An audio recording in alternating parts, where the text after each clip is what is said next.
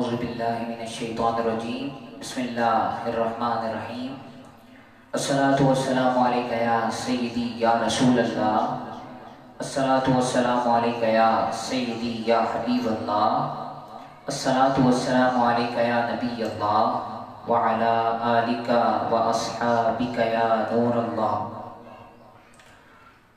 تمام دیکھنے والوں سننے والوں کو میری جانب سے السلام علیکم ورحمۃ اللہ وبرکاتہ۔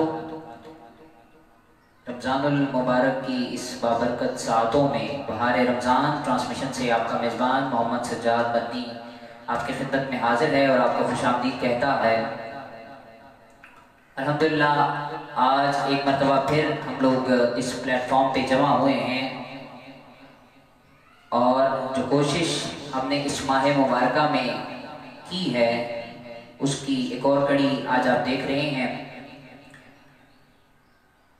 اور ہر ٹرانسمیشن میں یہ بات کرتا ہوں، آج بھی یہ بات آپ سے کروں گا کہ اس بہار رمضان پیج کو زیادہ سے زیادہ لائک کریں، شیئر کریں، تاکہ یہ جو ہم نے کوشش کی ہے آپ تک اس ماہ مبارکہ میں، اس ماہ مقدسہ میں نیکی کی باتوں کو، نیکی کی دعوت کو آپ تک پہنچانے کے لیے ہم نے جو یہ کوشش کی ہے، یہ کاوش کی ہے، یہ اس کاوش کے اندر، اس کوشش کے اندر آپ تمامی احباب شامل بھی ہوں اور اللہ تبارک و تعالی ہمیں اس میں کامیابی فرمائے۔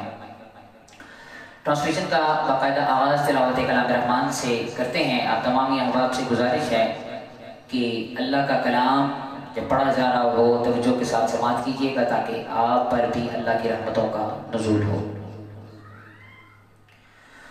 اعوذ باللہ من الشیطان الرجیم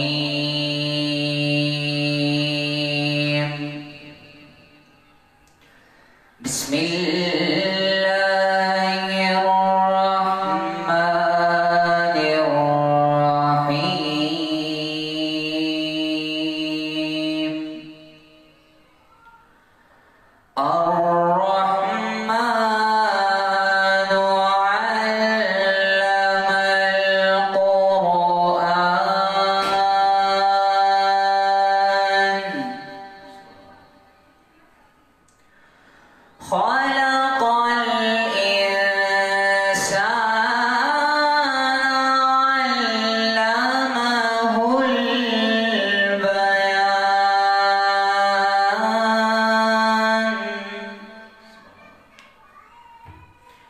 الشمس والقمر بحسبان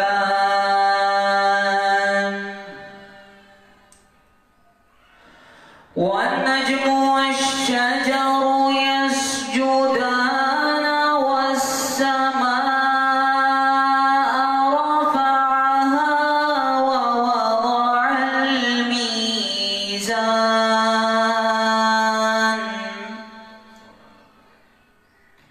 ألا تطغوا في الميزان آمنت بالله صدق الله العظيم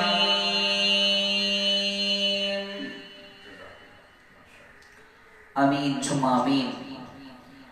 الحمدللہ ٹرانسمیشن کا باقاعدہ آغاز تلاوت کلام رحمان سے ہو چکا ہے۔ میں بتاتا چلوں کہ آج کی ہماری اس نشست کے اندر ہمارے جو مہمان ہیں، جیسا کہ پیج پر آپ نے اپڈیٹ کو دیکھا ہوگا، آج ہمارے ساتھ گفتگو کرنے کے لیے ہمارے ساتھ جو مذہبی اسکالر موجود ہیں، حضرت علامہ مولانا مفتی محبوب الرحمان قریشی صاحب آپ تشریف فرما ہیں، اور ساتھ ہی ساتھ آقا علیہ السلام کے عظیم ثناخوان رسول جناب محمد عمیر علی ہمارے ساتھ موجود ہیں۔ ٹرانسمیشن کا باقاعدہ آغاز تو تلاوت کلام رحمان سے ہم نے کر لیا تھا۔ میں پڑھوں گا عمیر علی کی جانب کہ وہ آغاز میں کچھ حمدیہ کلام سے اس ٹرانسمیشن کی فضا کو معطر کریں۔ سب سے پہلے تو میں ان کا بہت شکر گزار ہوں کہ انہوں نے اپنے قیمتی وقت سے جو ہے وقت نکالا۔ اللہ تبارک و تعالیٰ ان کا یہاں پر آنا پڑھنا، آپ کا سننا ہماری اپنی بارگاہ میں قبول و منظور فرمائے۔ الشیطان الرجیم بسم اللہ الرحمن الرحیم صلاۃ والسلام علیکہ یا رسول اللہ وعلی آلہ وصحبہ یا سیدی یا حبیب اللہ۔ سب سے پہلے تو میں آپ کا بے حد مشکور ہوں کہ آپ نے مجھے اس قابل سمجھا اور دعوت کا شرف بخشا۔ اللہ کریم آپ کی اس کاوش کو اپنی قابل بارگاہ کے اندر قبول و منظور فرمائے۔ ایک طلب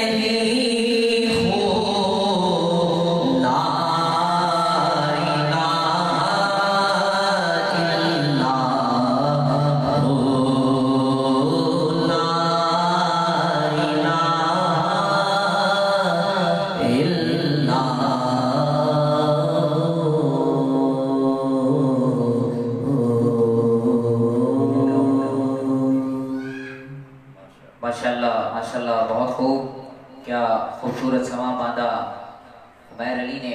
اللہ تبارک و تعالیٰ ان کے سوز و گداز میں مزید برکتیں عطا فرمائے۔ آج کا جو ہمارا موضوع ہے، جیسا کہ آپ تک یہ بات پہنچ چکی ہے اور پیج پر بھی یہ بات ہم نے جو ہے وہ مینشن کی تھی کہ آج کا جو ہمارا موضوع تھا وہ یہ ہے کہ رمضان المبارک اور معمولات نبی کریم صلی اللہ تعالیٰ علیہ وسلم۔ ہمارے ساتھ مفتی صاحب یہاں پر موجود ہیں اور آج ہم جانیں گے کہ رمضان المبارک کے اس بابرکت مہینے میں آقا علیہ السلام کا کیا جو ہے وہ کیا معاملات ہوتے تھے، کس طرح رمضان المبارک کی جو وہ سحری، افطاری، اس کے بعد تراویح اور ساتھ ہی ساتھ جو یہ معاملات ہیں، ان ساری چیزوں کے اوپر ہم گفتگو فرمائیں گے۔ ہمارے ساتھ مفتی صاحب موجود ہیں، میں ان کا بےحد مشکور ہوں کہ انہوں نے اپنے قیمتی وقت سے جو ہے وہ وقت نکالا۔ میں مفتی صاحب کی جانب بڑھوں گا۔ مفتی صاحب بہت شکریہ کہ آپ نے وقت نکالا۔ میں اپنے جو ہے موضوع کی طرف بڑھوں گا۔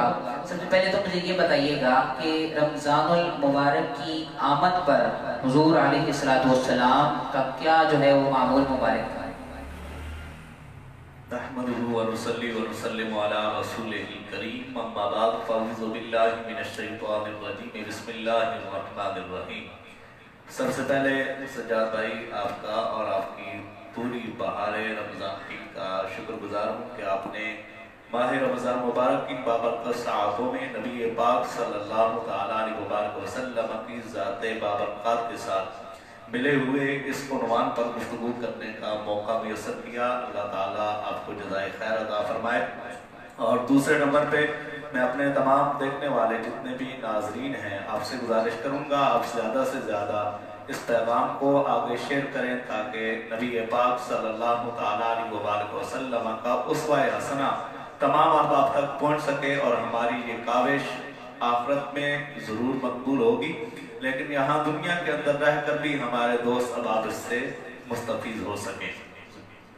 سب سے پہلے جو سوال کیا گیا، سجاد صاحب نے جو سوال کیا کہ نبی پاک صلی اللہ تعالیٰ علیہ وسلم ماہ رمضان مبارک کی آمد پر آپ کا کیا معمول مبارک ہوتا تھا، تو آئے نبی پاک صلی اللہ تعالیٰ علیہ وسلم کی ذات اقدس وہ شخصیت ہے جس کے بارے میں خالق کائنات نے ارشاد فرمایا لَقَدْ كَانَ لَكُمْ فِي رَسُولِ اللَّهِ أُسْوَةٌ حَسَنَةٌ، تمہارے لیے بہترین نمونہ سرکار دو عالم صلی اللہ تعالیٰ علیہ وسلم کی ذات بابرکات ہے۔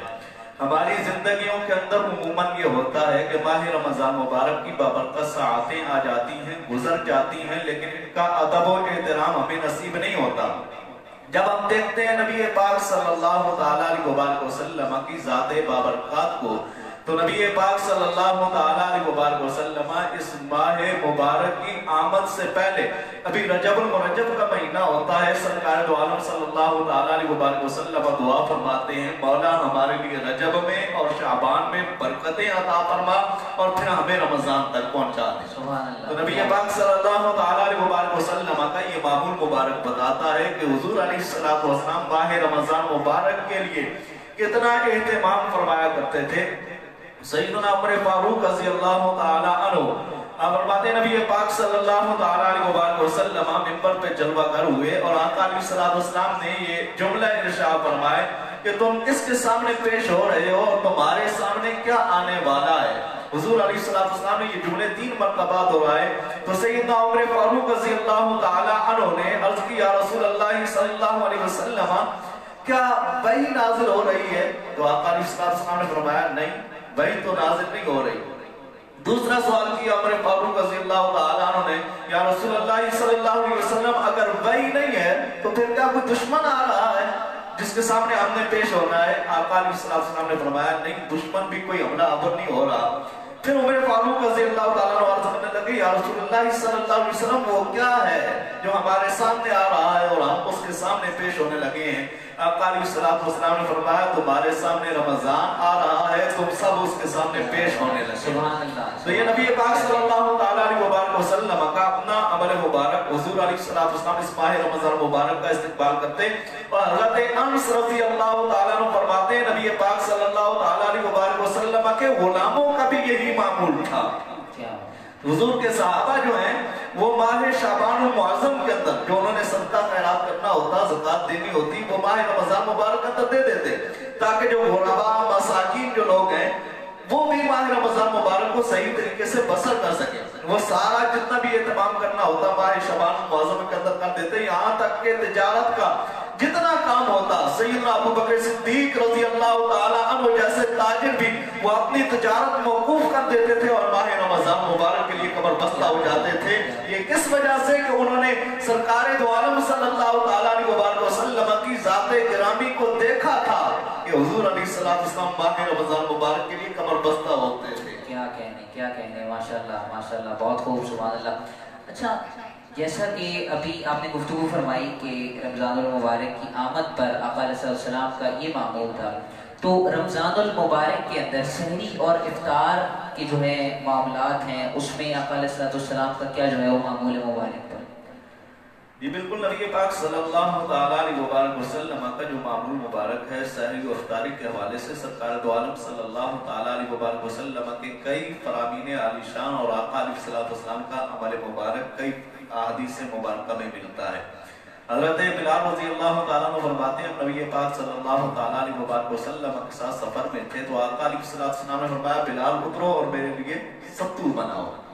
ویسے میں اپنے ناظرین کو یہ بتاتا چلوں آقا علیہ السلام نے 3 چیزیں بتائی ہیں روزہ کے افطار کے لیے، ایک تو کھجور ہے اور دوسرا پانی ہے، اگر ستو مل جائے تو وہ ستو استعمال کر لے۔ آقا علیہ السلام اکثر ستو استعمال فرمایا کرتے تھے، اور جو لوگ پانی پیتے ہیں روزے کی افطاری کے وقت اکثر یہ ہوتا ہے کہ ہمارا پیٹ بوجھل ہو جاتا ہے، طبیعت بوجھل ہو جاتی ہے، تو نبی پاک صلی اللہ تعالیٰ علیہ وسلم نے چند گھونٹ پانی کا ارشاد فرمایا ہے کہ جب آپ نے افطاری کرنی ہو، بعد میں بشک آپ نماز پڑھیں اطمینان کے ساتھ اور اس کے بعد جتنا پانی پی سکتے ہیں آپ پی لیں تاکہ آپ کا جسم جو ہے وہ ریلیکس ہو جائے۔ یعنی افطاری کے دوران مطلب جب افطاری کر رہے ہوں اس وقت آپ جو ہے وہ پیٹ بھر کے جسے کہتے ہیں پانی پینا ہے، جس طرح مطلب طبیعت ہوتی ہے پانی کی۔ بالکل، جس وقت بندہ افطار کرتا ہے نا، بندہ کہتا ہے بس اب جتنا یہ میرے سامنے جگ پڑا ہے یا بوتل پڑی ہے یہ ساری کی ساری میں پی جاؤں، تو اس سے تھوڑا سا بندہ اجتناب کرے اور تھوڑا پانی اگر پیے تو اس کے ساتھ یہ ہے کہ اس کی طبیعت بوجھل نہیں ہوگی، آسانی کے ساتھ وہ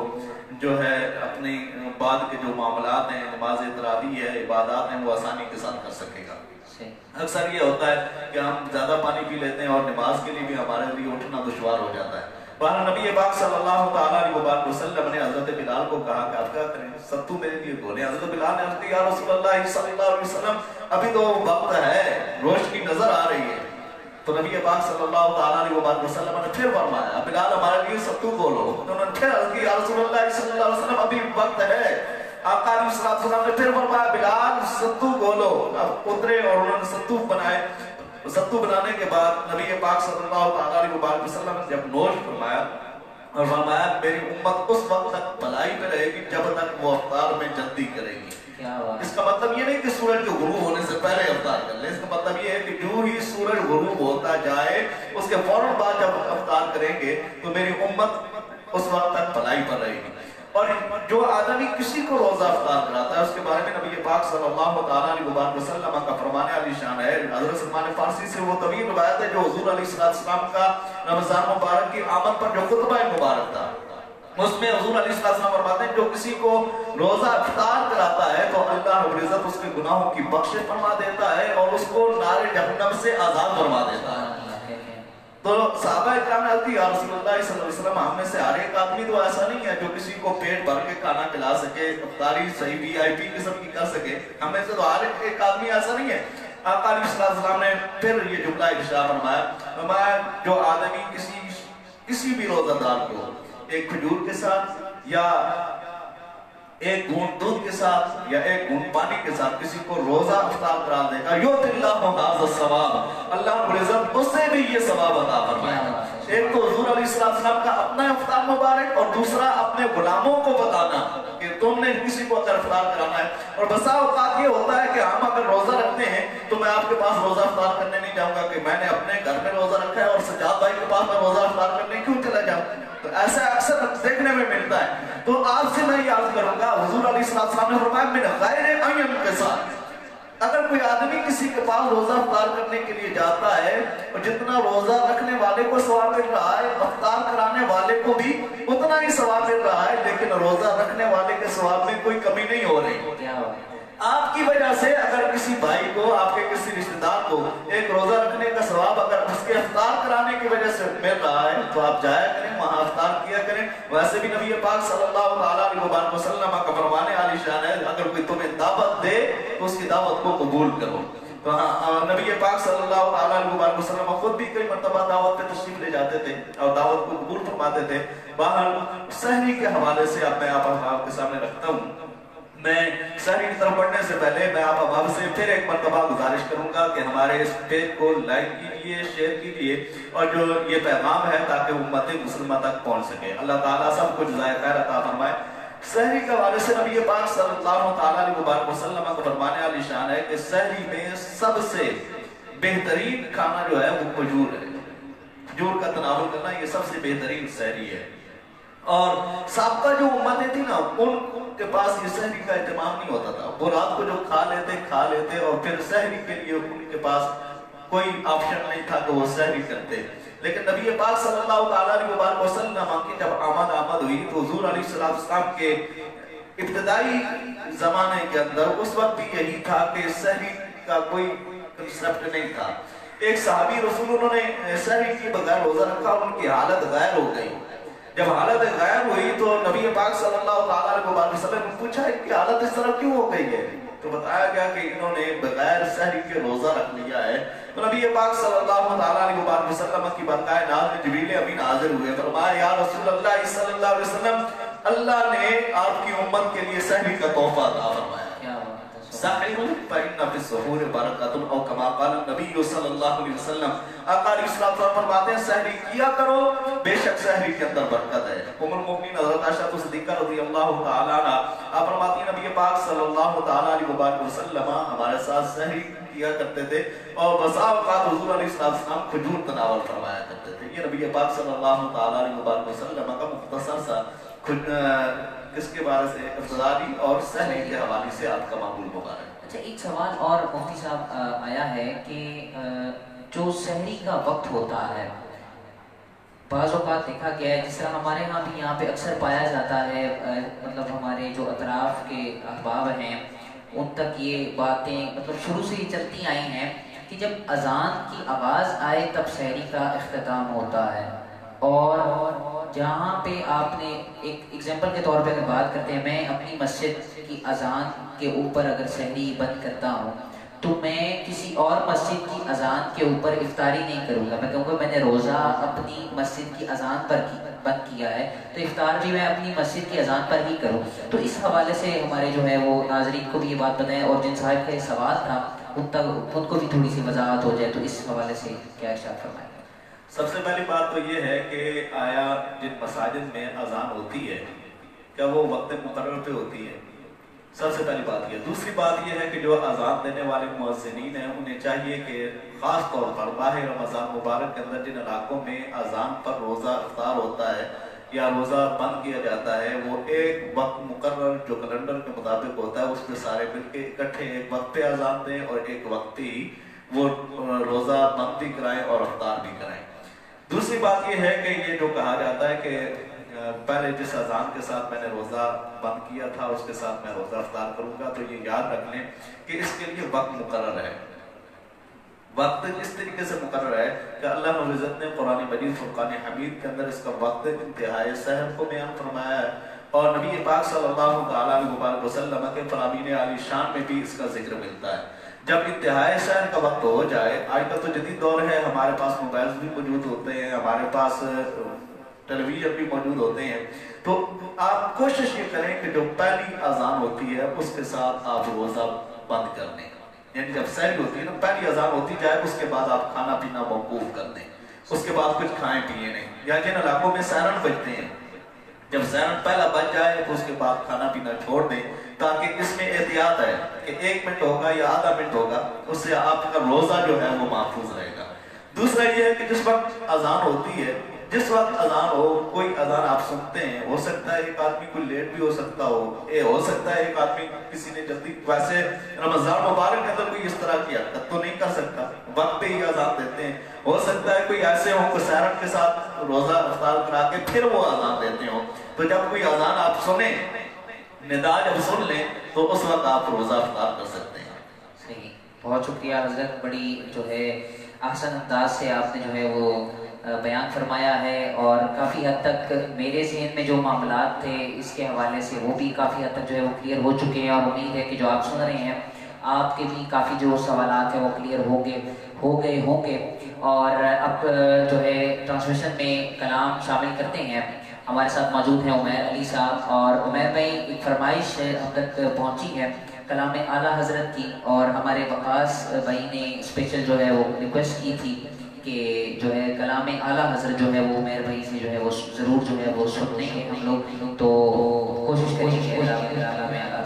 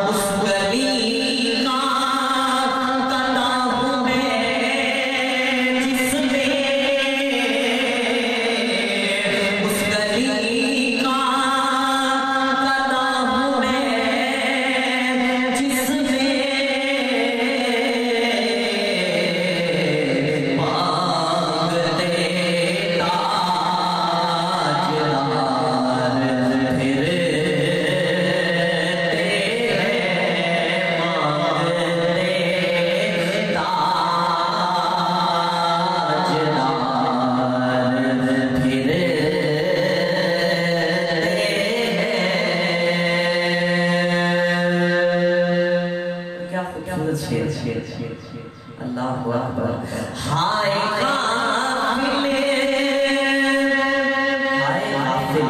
ہائے قافلے وہ کیا جگہ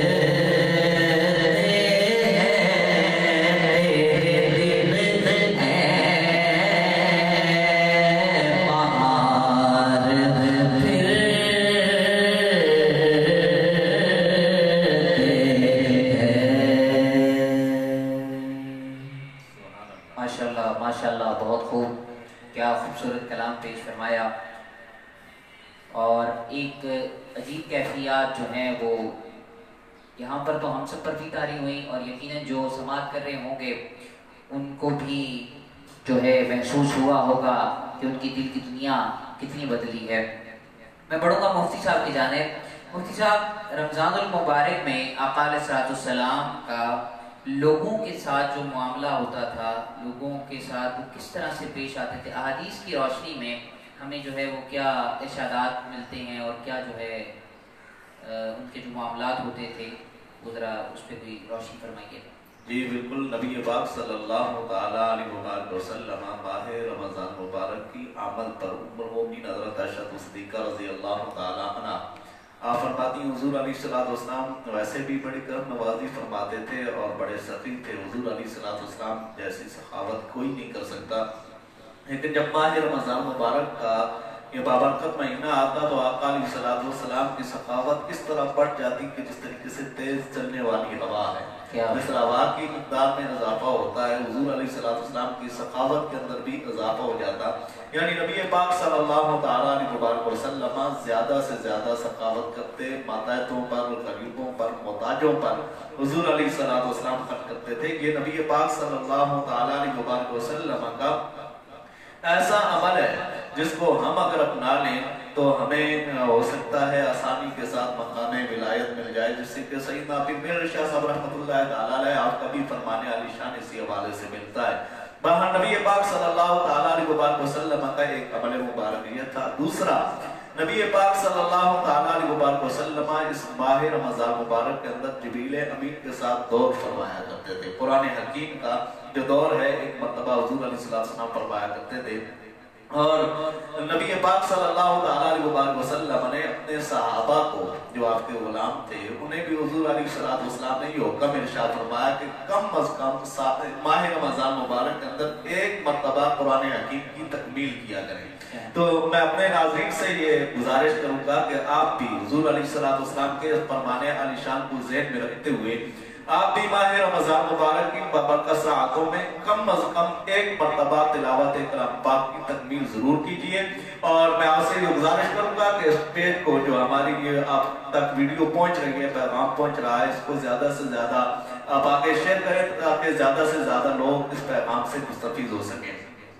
تو نبی پاک صلی اللہ تعالیٰ علیہ وسلم کے صحابہ کرام رضوان اللہ تعالیٰ علیہ اجمعین وہ بھی بسا اوقات یہ کرتے تھے کہ رمضان مبارک کی راتوں کے علاوہ بھی ان کا تو یہ معمول ہوتا تھا کہ وہ کھڑے ہو کر قیام کرتے تھے، لیکن ماہ رمضان مبارک کے اندر جب حضور علیہ السلام نے قیام شروع فرمایا، صحابہ کرام رضوان اللہ تعالیٰ علیہ اجمعین دیکھ کر آقا علیہ السلام کے پاس اکٹھے ہونے لگ گئے۔ تو حضور علیہ السلام کے ساتھ پہلی رات میں چند صحابہ اکرام تھے، مسجد نبوی کے اندر آقا علیہ السلام جلوہ کرتے، چند صحابہ ہیں، حضور علیہ السلام نے نماز تراویح ادا فرمائی اور تنہا ادا فرمائی۔ حضور کے صحابہ نے دیکھا، انہوں نے بھی حضور علیہ السلام کو دیکھ کر اسی طریقے سے نماز پڑھی، اور جنہوں نے نماز پڑھی تھی انہوں نے اپنے باقی دوستوں کو بھی بتایا کہ آج ہم نے مسجد نبوی کے اندر ایک ایسی نماز پڑھی ہے جو اس سے پہلے ہم نے نہیں پڑھی تھی۔ جب باقی صحابہ کرام رضوان اللہ تعالیٰ اجمعین جن کو پتا چلا نا، دوسرا دن جس وقت آیا مسجد آدھے سے زیادہ ہے، آدھے سے زیادہ مسجد بھر چکی ہے۔ ہمارے یہاں کیا ہوتا ہے، پہلے دن نماز تراویح کے اوپر بڑا زور ہوتا ہے، رش ہوتا ہے، مسجد کچا کچ بھر جاتی ہے، دوسرا دن آتا ہے آہستہ آہستہ ہم کم ہونا شروع ہو جاتے ہیں۔ لیکن حضور کے صحابہ کرام رضوان اللہ تعالیٰ اجمعین کا معمول دیکھیں، دوسرا دن آیا تو رش اور بڑھ گیا، تیسرا دن جس وقت آیا مسجد بھی بھر گئی، گلی کے اندر بھی حضور کے صحابہ موجود تھے کہ ہم نے حضور علیہ السلام کو دیکھ کر وہ نماز ادا کرنی ہے۔ تو نبی پاک صلی اللہ تعالیٰ علیہ وسلم کے صحابہ کے رش کو دیکھ کے آقا علیہ السلام بیت تشریف نہیں لے گئے، مسجد نبوی کے اندر نہیں آئے، اپنے حجرہ مبارک کے اندر آپ جلوہ کرتے۔ ام المومنین حضرت عائشہ صدیقہ رضی اللہ تعالیٰ عنہ عرض کرنے لگی، یا رسول اللہ صلی اللہ علیہ وسلم آپ پہلے تو تشریف لے جاتے تھے، نماز ادا کرتے تھے، آج آپ نہیں تشریف لے جا رہے۔ آقا علیہ السلام نے فرمایا میں اس بات کا خوف رکھتا ہوں جتنی محبت کے ساتھ میرے صحابہ آ رہے ہیں کہیں پر یہ فرض نہ ہو جائے۔ اگر ہمارے اوپر نماز تراویح فرض ہو جاتی تو ہم کیسے ادا کرتے ہیں؟ آج ہم سننا سمجھ کے ہم اس نماز تراویح کو صحیح طریقے سے ادا نہیں کر سکتے. یہ حضور علیہ السلام کا یہ بھی معمول مبارک تھا. ایک تو غریبوں کو تاجوں کے کام آنا, دوسرا راتوں کو قیام کرنا. اور پھر نبی پاک صلی اللہ علیہ وسلم کا اس ماہ رمضان مبارک کے آخری عشر میں جو معمول مبارک تھا وہ آپ کا اعتکاف کرنا تھا. یہ چند ضروری چیزیں جو آقا علیہ السلام کے معمول مبارک میں شامل تھیں. کیا بات ہے, کیا بات ہے حضرت. اچھا, ایک اور بات میں جاننا چاہوں گا آپ سے مفتی صاحب کہ بعض اوقات دیکھا گیا ہے کہ رمضان المبارک کے علاوہ لوگ فرائض کی ادائیگی کرتے ہیں اور مساجد کا بھی رخ ہوتا ہے, لیکن جو معمولات زندگی ہوتا ہے اس کو بھی دیکھنا ہوتا ہے. تو بسا اوقات یہ ہوتا ہے کہ جو نمازیں ہوتی ہیں باجماعت ادا نہیں کر پاتے اور بعد میں اس کی جو ہے قضا کر لیتے ہیں, یا جب وقت گزر جاتا ہے تو بعد میں نماز پڑھ لیتے ہیں. لیکن رمضان المبارک جب آتا ہے تو فرض جو نفلی عبادات ہیں اس میں بھی لوگ جوق در جوق جو ہیں وہ مسجد کے اندر پائے جاتے ہیں اور اکٹھے ہوتے ہیں, اور جو ہے یہ نفلی عبادات کی طرف بھی بڑا رجحان ہوتا ہے. تو آج کل کا جو معاشرہ ہے اس میں اگر دیکھا جائے تو یہ اس کو ایک دکھلاوے کے طور پر بھی لیا جاتا ہے, ایک ٹرینڈ کے طور پر بھی لیا جاتا ہے کہ جی باقی رمضان المبارک کے علاوہ تو ہم نے کبھی شخص کو جو ہے وہ مسجد میں دیکھا نہیں, لیکن جب رمضان ہے تو پہلی صف میں یہ بندہ موجود ہے. تو اس حوالے سے اگر دیکھا جائے یعنی لوگوں کا یہ دکھلاوا کرنا اور یہ اس طرح کے جو معاملات ہیں, اس پہ کیا آپ تھوڑی سی گفتگو فرمائیں, اس پہ کیا کہیں گے؟ جی, سب سے پہلی بات تو یہ ہے کہ اگر کوئی آدمی مسجد میں جاتا ہے, اگر وہ ایک دن بھی جاتا ہے, میرا نظریہ یہ ہے کہ آپ اس کو روٹین نہ کریں. شیخ سعدی شیرازی رحمۃ اللہ تعالیٰ علیہ آپ خود اپنا واقعہ بیان کرتے ہیں. میں اپنے ابا جان کے ساتھ جا رہا تھا سفر میں, تو رات ایک جگہ پہ ہم نے قیام کیا, سارے سو گئے اور میں اور ابا جان کھڑے ہو کے قیام کر رہے تھے. تو میں نے اپنے زبان سے یہ کہا کہ یہ کیسے لوگ ہیں, کیسے غافل ہیں, یہ اللہ کی عبادت بھی نہیں کر سکتے. تو ابا جان نے آگے سے کہا کہ اے سعدی شیرازی, تیرے لیے بہتر یہ تھا ایسی بات نہ کرتا, تو بھی ان کے ساتھ سو جاتا. یعنی کسی کے اوپر تنقید کرنے سے پہلے ہمیں یہ دیکھنا چاہیے کہ اس تنقید کا اثر کیا پڑے گا. ایک نمازی جو ماہ رمضان مبارک کے اندر اگر پہلی صف میں آ کے کھڑا ہو جاتا ہے, وہ غیر رمضان میں اگر وہ نہیں آیا تو اس کے ساتھ ہم اس انداز کے ساتھ پیش آئیں کہ وہ پکا نمازی بن جائے اور 5 وقت وہ نماز پڑھنے لگ جائے. دوسری بات یہ ہے کہ جو ہم ماہ رمضان مبارک کے اندر اہتمام کرتے ہیں, نماز جماعت کے ساتھ پڑھنے کی کوشش کرتے ہیں, تو یاد رکھیں نبی پاک صلی اللہ علیہ وسلم نے کئی مقامات پر نماز کو باجماعت ادا کرنے کے فضائل کو ملتے ہیں. اور ویسے آپ اگر ایک نماز پڑھتے ہیں تو ایک نماز کا آپ کو ثواب ملتا ہے, جماعت کے ساتھ پڑھ لیں تو 27 نمازوں کا آپ کو ثواب مل جاتا ہے.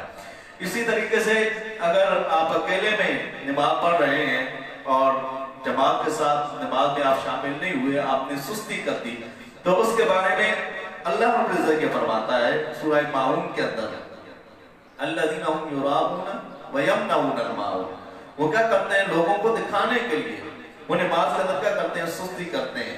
اور نماز کے اندر سستی کرنے والوں کے لیے ایک مقام پہ آیا کہ یہ منافق کا کام ہے نماز میں سستی کرنا. اگر غیر رمضان میں اگر کوئی آدمی جان بوجھ کے جماعت کے ساتھ شامل نہیں ہوتا اور وہ سستی کرتا ہے تو اس سے بچے اور جماعت کے ساتھ نماز پڑھا کرے.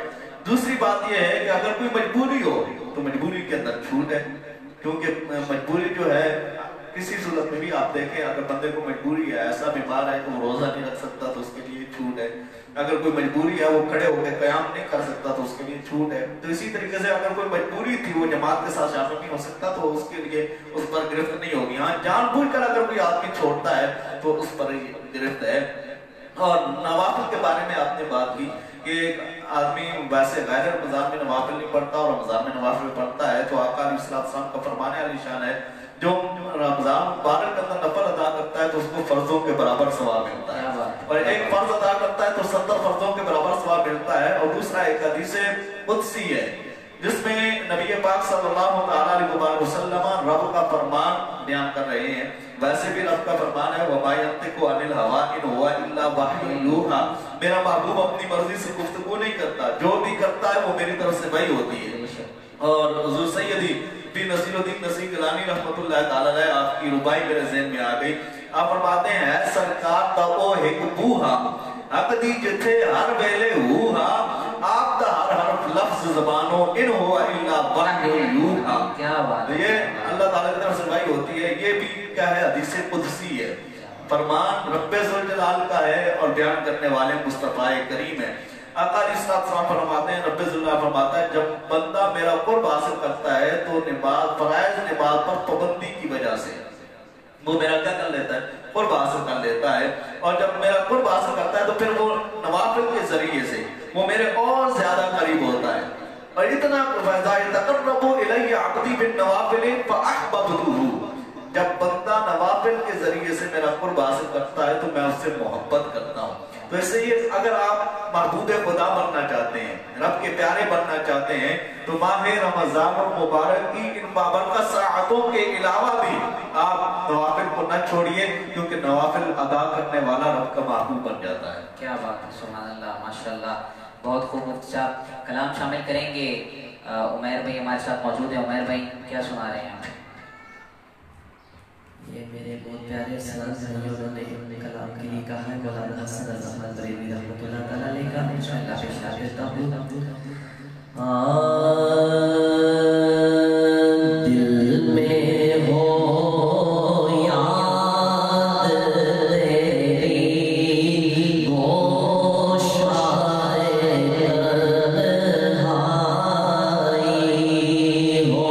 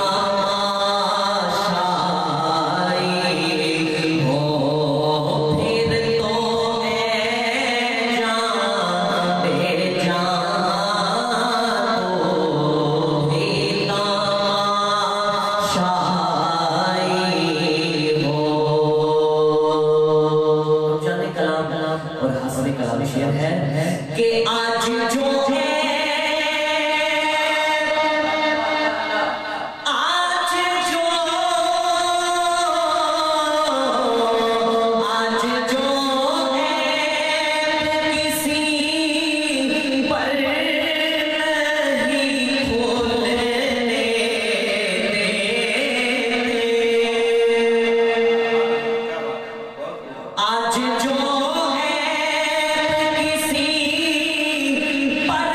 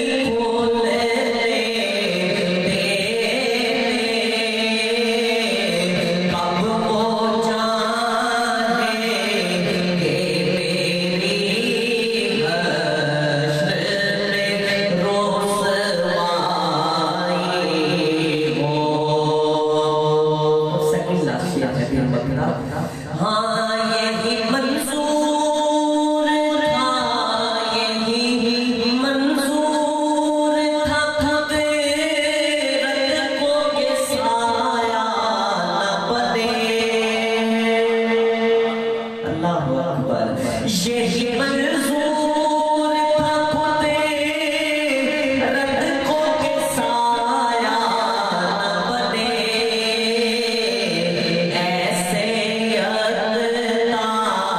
के लिए ऐसी अल्लाह हो, ऐसे अल्लाह के लिए ऐसी अल्लाह हो। और मक्ता है और एक दुआ है कि बंद जब ख्वाब अजर से हो हसद की आंखें,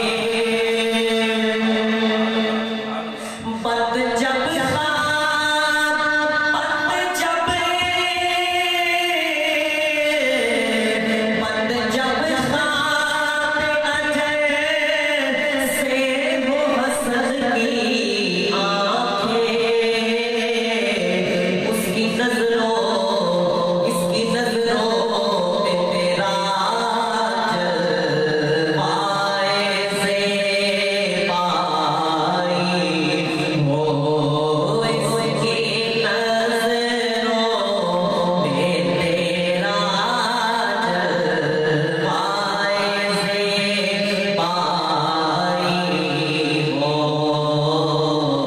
दिल में हो याद तेरी गोशाए तन्हाई हो।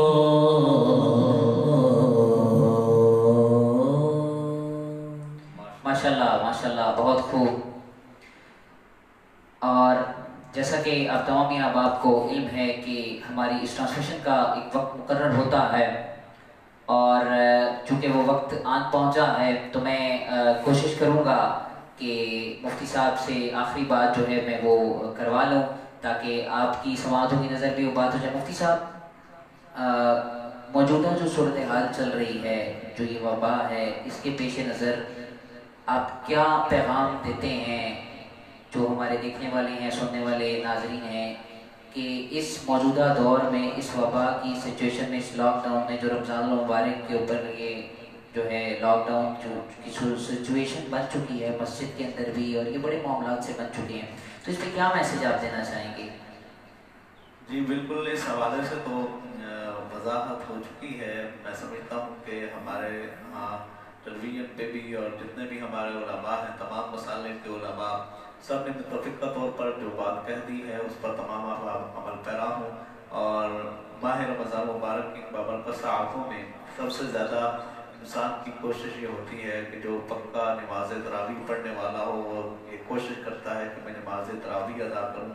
तो आप जो सूरतें नमाज के अंदर पढ़ते हैं वो अकेले में, तन्हाई में भी आप अपने घर के अंदर भी पढ़ सकते हैं। अपने आले खाना को भी अगर आप साथ शामिल करना चाहें तो आगे पहली सफ में मर्द खड़े हो जाएं, पीछे दूसरी सफ के अंदर औरतें खड़ी हो जाएं। तो इस तरीके से आले खाना भी आपके इस इबादत के अंदर शामिल हो सकते हैं। और जिन बंदों को अल्लाह रब्बुल इज़्ज़त ने माल और दौलत से नवाजा है, उनसे ये गुजारिश है कि एक तो वो जो गुरबा मसाकीन हैं, जिनके पास दिहाड़ी लगाने के लिए पैसे नहीं है, वो दिहाड़ी नहीं लगा सकते, काम सारे बंद होने की वजह से, वो 2 वक्त का राशन वो नहीं ले आ सकते और किसी के सामने वो हाथ भी नहीं खिलाते। जिस तरह सरकार दो आलम सल्लल्लाहु तआला अलैहि मुबारक वसल्लम का फरमाने निशान है, मैं यतकफ़लनी अल्लाह यसअलन नास शैया अतकफ़लु लहु बिल जन्नह, जो आदमी मुझे गारंटी दे कि किसी से मांगेगा नहीं, मैं मोहम्मद मुस्तफ़ा उस शख्स को ये गारंटी देता हूँ कि वो जन्नती है। तो अगर कोई ऐसे लोग हैं सफेद पोश जो किसी से सवाल नहीं करते, तो उनका भी ख्याल रखिए। और जिनको अल्लाह रब्बुल इज़्ज़त ने माल और दौलत से नवाजा है, वो हुफ़ाज़े कराम को अपने घरों में बुलाकर नमाज तरावी भी अदा कर सकते हैं। इन चीज़ों का आप ख्याल रखिए और अल्लाह ताला सब का हामी नासिर हो। आखिर में मैं फिर अपने देखने वालों से ये गुजारिश करूँगा کہ اس پیج کو تمام احباب لائک کریں اور اس کو فالو کریں، اور ماہ رمضان مبارک کی باقی جتنی بھی ٹرانسمیشن ہیں وہ بھی آپ دیکھتے رہیں، اور اس ویڈیو کو زیادہ سے زیادہ آپ شیئر کریں۔ اللہ تعالیٰ سب کو جزائے خیر عطا فرمائے۔ بہت شکریہ حضرت، اور عمیر بھی آپ کا بھی بہت شکریہ کہ آپ نے وقت نکالا۔ مفتی صاحب آپ کا بھی بہت شکریہ کہ آپ نے جو ہے وہ خصوصی وقت نکالا ہماری اس ٹرانسمیشن کے لیے۔ مناجات کی طرف بڑھتے ہیں، وقت دعا ہے۔ آپ تمامی احباب سے گزارش ہے کہ ابھی دعا ہوگی، مفتی صاحب دعا فرمائیں گے، آپ تمامی احباب جو ہے وہ اس دعا میں بھی شامل ہو۔ گناہوں کی عادت چھوڑا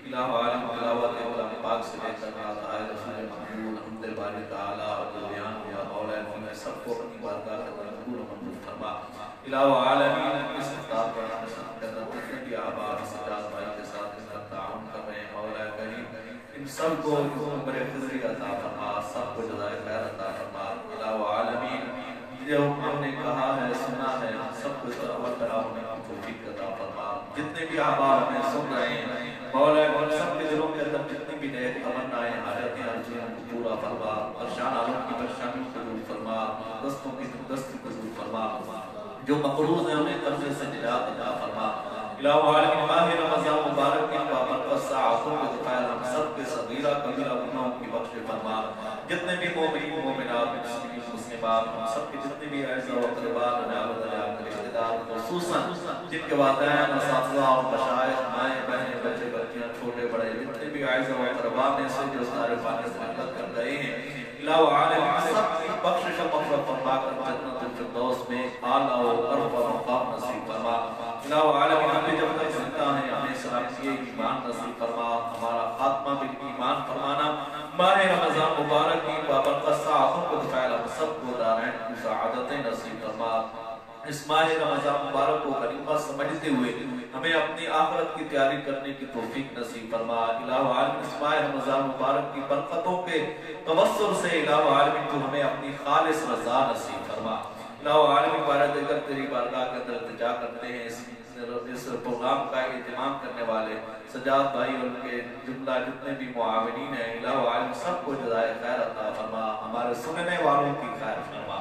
انت ولی فی الدنیا والآخرہ توفنی مسلما والحقنی بالصالحین وصلی اللہ تعالی علی حبیبہ محمد وعلی آلہ وصحبہ۔